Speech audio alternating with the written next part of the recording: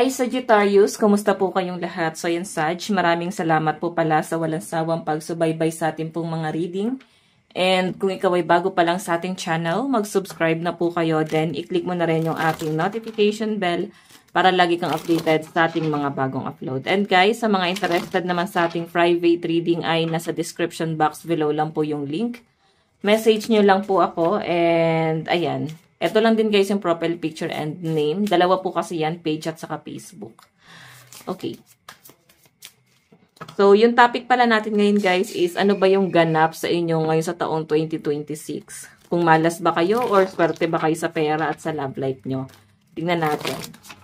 And by the way guys, maganda pa rin na alam nyo ang inyong Sun, Moon, Rising, and Venus sign para sa iba pang guidance. Okay.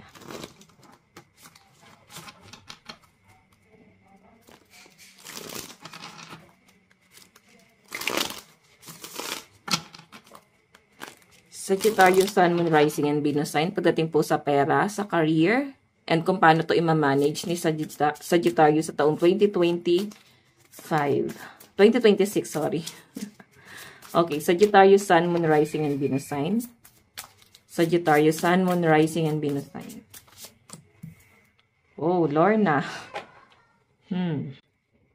Nakikita ko guys, possible na ma-overcome mo na yung fear mo, no? And may takot kasi akong nakakita sa mga Sagittarius ngayon na parang ma-overcome mo na siya sa taong 2026. Yung takot mo na parang gumalaw mag-isa, takot kang dumiskarte, or kung may diskarte ka naman, pwedeng hindi ka marunong makipag-communicate.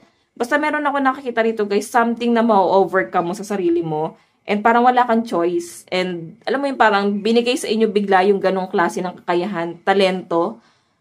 Yan yung nakikita ko dyan, Sagittarius. Okay, tingnan pa natin. Sagittarius, Sun, Moon, Rising, and Venus sign.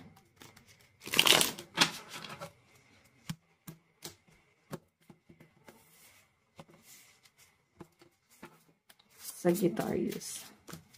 Meron tayong Wheel of Fortune.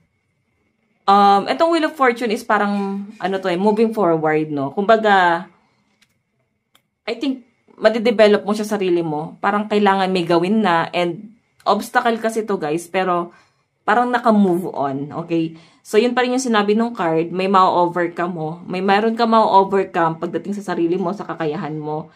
And yung mga bagay na akala mo hanggang doon ka lang, yung mga bagay na parang hindi ko naman kaya makipag-usap, hindi ko kayang magtrabaho, hindi ko kayang gawin to, hindi ko kayang maging independent.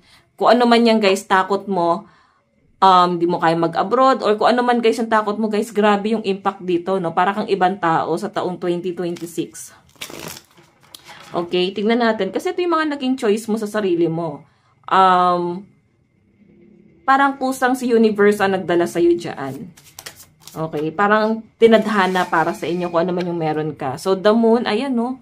Alam mo, Sagittarius, para kang ginawang, parang katatawanan or kengkoy. Parang ganun lang yung personality na tingin sa'yo ng ibang tao. Pero ngayon guys, kung ano man yung meron ka ngayon, grabe, sobrang tinitingala, sobrang nire-respeto ka ng ibang tao. Kasi yung the moon guys, parang kung ano yung mga naging conflict mo before, and naging rational. Ano ba yung rational? Parang masyado kang diniscriminate. Parang ganun yung tingin ko dyan, no?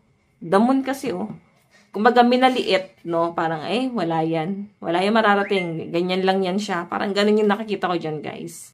Okay, titignan pa natin Sagittarius. Additional message para po kay Sag. Okay, pagdating sa kaperahan po ni Sag.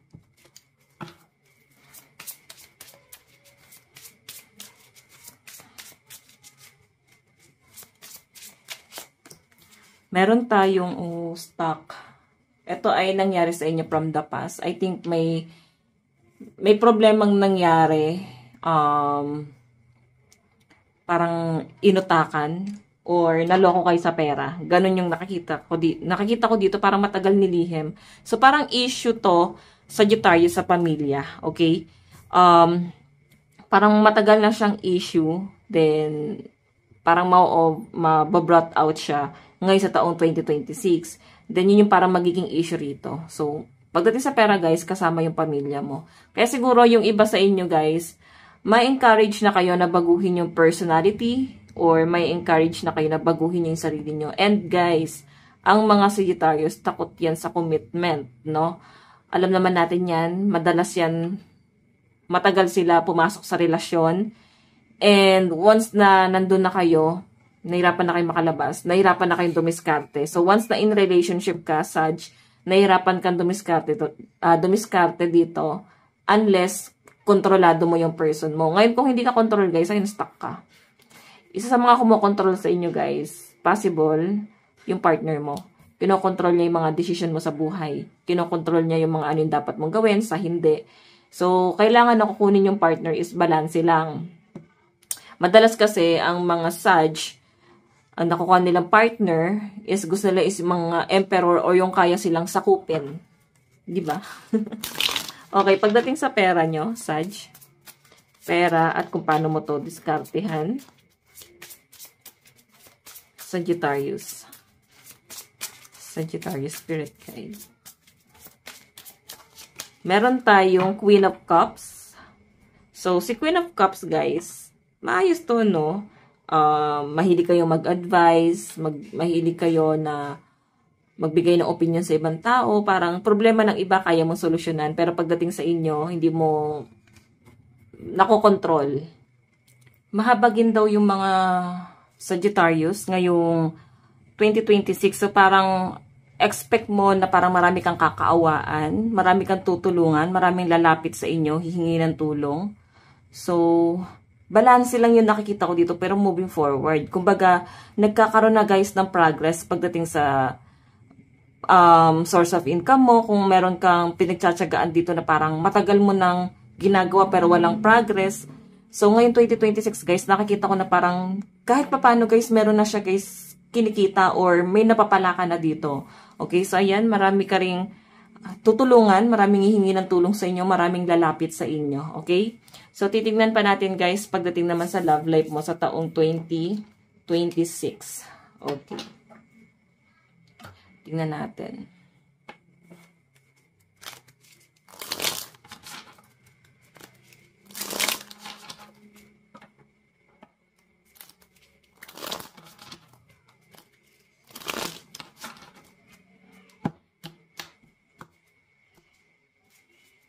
Pagdating sa love life po ni Sag, meron tayong Knight of Wands. So, yun nakikita ko sa inyo, guys, pagdating sa love life mo yan, meron itong someone na masyadong sensitive, emotional, dahil mahal ka. Okay? So, si person mo, guys, nandun yung malalim na intention niya. Masyado siya, guys, passionate pagdating doon sa relasyon nyo. Medyo sensitive lang dito, guys, and nagiging emotional every time siguro, guys, na may mga pinagtatalunan kayo or nag-aaway kayo. Nagkakaroon siya, guys, ng takot or kaba sa personality na pinapakita mo sa kanya, guys. Okay? Kumbaga, nakokontrol mo talaga siya, guys. Tignan natin. Pagdating sa love life, kaya ka na itong kontrolin, guys, eh. Kaya mo rin naman siyang kontrolin. So, pero mas nakikita ko, guys, na mas kontrolado mo yung sitwasyon. Okay? Kahit sabihin na natin, guys, na bungangera yan, matapang yan kung pinapakita sa inyo gano'n, na parang hindi natatakot sa inyo, pero mukhang iyakin siya, no? Mabilis siyang masaktan.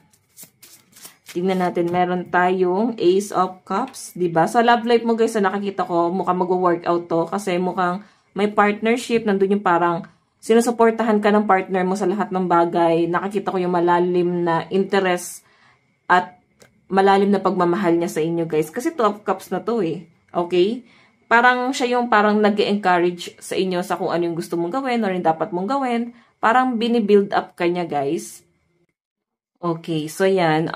Nakikita ko, guys, yung malalim na pagsuporta sa'yo ng partner mo pagpasok mo sa career na gustong-gusto mo. And kung ano man yung sinisimulan mo ngayon, kahit ang tingin ng ibang tao is parang wala namang kwenta yan, wala ka namang papala dyan. Pero guys, mararamdaman mo, sinusupport ka ng partner mo dyan kahit anong gusto mong gawin sa buhay mo. Kasi dito yung ano parang ito yung buhay mo, ito yung passion mo, ito yung forte mo. Okay? Tignan pa natin pagdating sa love life mo, Sagittarius. Meron tayong King of Cups. Okay. Nakikita ko na parang gusto mo rin suklian yung pagmamahal na gusto niyang ibigay sa inyo. Okay, meron tayong 8 of Pentacles.